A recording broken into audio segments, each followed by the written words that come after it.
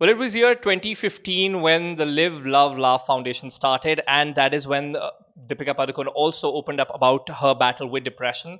And it's 2022, there's a lot of progress. Now, if someone talks about mental health issues with their family members, they're not frowned upon, and then they're also no denial. There's a lot of progress, but we're talking about urban home settings. Now, there's a gap that needs to be filled in rural areas, and that is where Live, Love, Laugh Foundation is starting to work, and they're expanding. And with me is board trustee Anant Narayanan and also CEO with us, Anisha Padukone. A very warm welcome to both of you. Now, first of all, what was that one moment where you thought, okay, now we have to expand to rural areas? Did you see any case? What was it? So I think this was a decision that was made very early on in the journey of Live, Love, Laugh. Mental illness, we all knew that mental illness does not discriminate. It can affect anybody from various socioeconomic backgrounds. And it was important for us while we were doing some amount of work in urban India to also focus on rural India. And that's really where the decision came from. And we're coming to you from Thiruvallur, which is a district around 44 kilometers away from Chennai. And we are in one of the houses that they are visiting, the team is visiting. And Anand, you come with a lot of corporate experience. You've headed a lot of companies. And here, what is your aim? Is it to expand or is it to get corporates into the mental health space? I think it's a bit of both. I've been associated with the Live, Love, Laugh Foundation, Anisha and Deepika now for about 3 years. I think mental health is an issue that impacts all of us. It's unfortunately an equal opportunity illness, right, that gets to everybody. I think I want to do two things.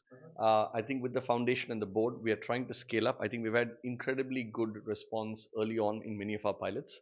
We want to impact more people, but we want to impact them with quality. So I think scaling up our efforts is one big priority.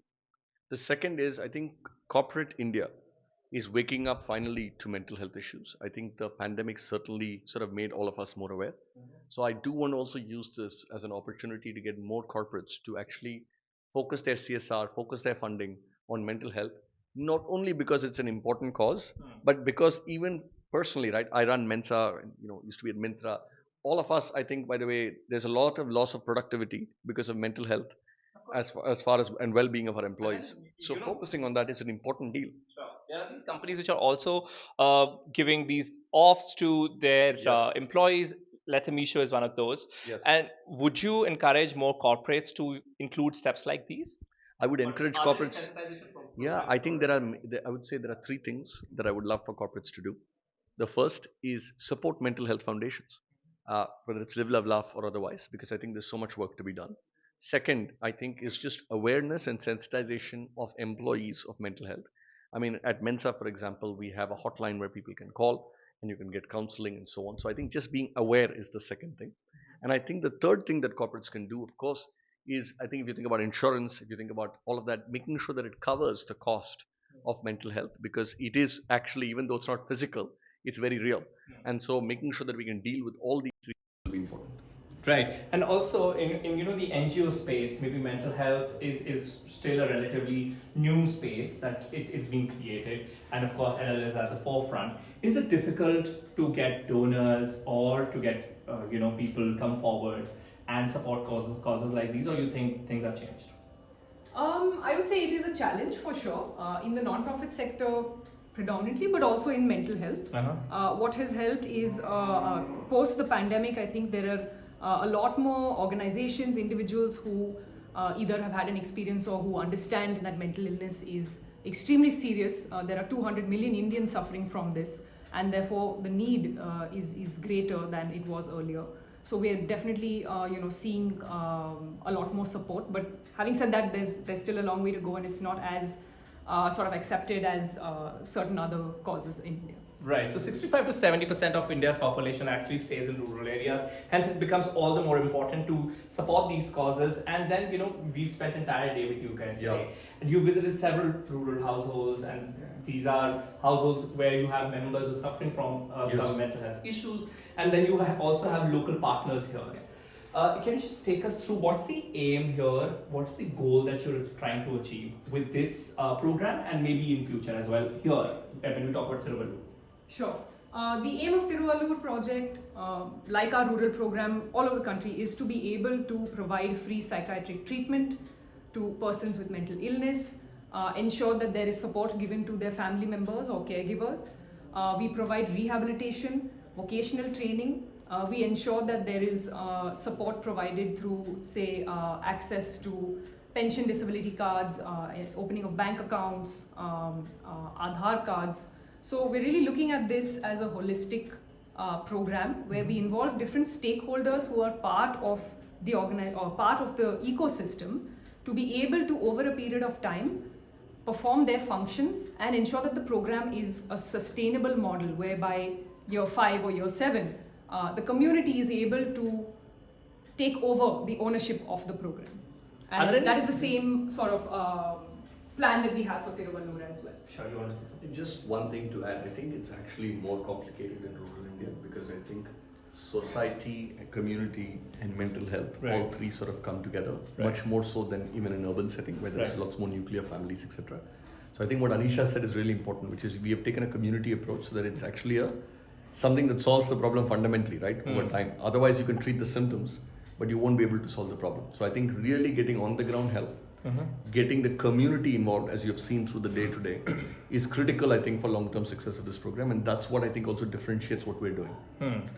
Also, Anisha, there are several celebrities who are working in this space, but we don't see this often that, a big star like Deepika would, visit such small villages, towns. What does it take to get such a big star here in a town like this? Honestly, not much. She's committed to the cause. It's not just, I can speak, of course, of Live, Love, Laugh. It's not a foundation that she's set up. She's not a foundation that she's just set up. She's very hands-on, as is our board.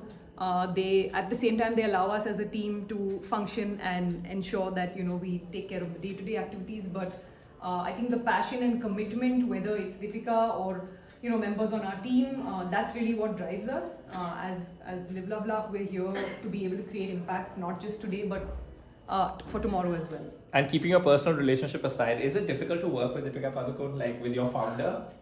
I would say that it took a little bit of time. I'm sure, a lot of other people experience that as well in family businesses. So even for us, I think our relationship has evolved over time. Do you have set rules? Okay, this is not what we discuss, or this is your area, or this is mine. Absolutely. What kind of dynamic is it? Well, one of the first rules I made was in a board meeting, I'm a CEO, so do not, treat me like a little sister. So I mean, jokes apart, I think we've been able to maneuver that. So in the workspace, we engage more professionally, and outside of that, of course, we're just siblings. Just 30 seconds that I wanted to add to that. I think it's a very professionally run organization. I've been part of several non-profit boards. I mean, I obviously spend more of my time in startups, but a lot of non-profit boards. And I would say it's a very active and committed board. It's very professional. We do lots of impact tracking, which is why now, by the way, more than 60% of the funding actually comes through CSR and corporates, because they can actually see longitudinal impact over time. So I think Anisha and team are doing a fantastic job. But I would say it's actually very far from saying it's a sister. I think she's one of the best people that we have to run such a foundation. Last question, where do you see LLL going in next 5 years? I would think 2 or 3 key areas: scaling up the existing programs and initiatives that we have, being able to create long-term impact by working with various stakeholders like the government and creating that impact at a policy level. I really see that as an area that we can influence. And thirdly, to continue the awareness and destigmatizing work that we've started. There's still a very long way to go. And as a country, that mental health conversation has begun. There is a certain amount of awareness and people are talking about, mental health at various levels, but we still have a long way to go. So we're going to continue on that track. Anything on priority on government intervention front? Hopefully something soon. We have a couple of things planned, still very initial, but I think the idea is to be able to, like I said, as an organization, utilize our expertise and resources, work with various stakeholders like the government to be able to create impact at the policy level as well. Well, thank you so very much for both of you for talking to us. Thank you. With this, we'll come to an end of this video. From Thiruvallur, Arun Singh signing off with camera person K. Suresh.